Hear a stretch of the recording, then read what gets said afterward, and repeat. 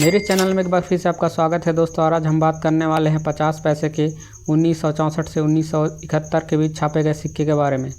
इस सिक्के में 50 नए शब्द को हटाकर सिर्फ 50 पैसे लिखे गए थे। ये सिक्के निकल धातु में बनाए गए थे। इनका वजन होता था 5 ग्राम, 24 mm इनका साइज होता था और ये सिक्के गोलाकार होते थे। बैक साइड से ये सिक्के कुछ इस तरीके से दिखाई देते थे।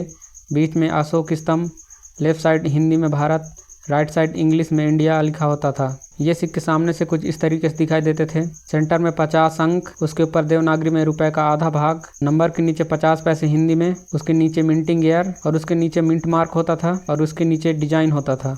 1964 में ये सिक्के सिर्फ कलकत्ता मिंट के द्वारा छापे गए थे और ये सिक्का एक स्क्वायर सिक्का है। यूएनसी कंडीशन में इस सिक्के का आपको 20 से 25 रुपए तक मिल जाएंगे। उसके बाद ये सिक्के 1967 में छापे गए थे। 1967 में ये बॉम्बे और कलकत्ता मिंट के द्वारा छापे गए थे और दोनों ही सिक्के कॉमन हैं। यूएनसी कंडीशन में अधिकतम आपको 10 से 15 रुपये मिल जाएंगे। उसके बाद ये सिक्के 1968 में छापे गए थे। 1968 में ये बॉम्बे और कलकत्ता मिंट के द्वारा छापे गए थे और दोनों ही मिंट के सिक्के कॉमन हैं। यूएनसी कंडीशन में अधिकतम आपको 10 से 15 रुपये मिल जाएंगे। उसके बाद ये सिक्के 1969 में छापे गए थे। 1969 में ये बॉम्बे और कलकत्ता मिंट के द्वारा छापे गए थे और दोनों ही मिंट के सिक्के कॉमन हैं। यूएनसी कंडीशन में अधिकतम आपको 10 रुपये मिल जाएंगे। उसके बाद ये सिक्के 1970 में छापे गए थे।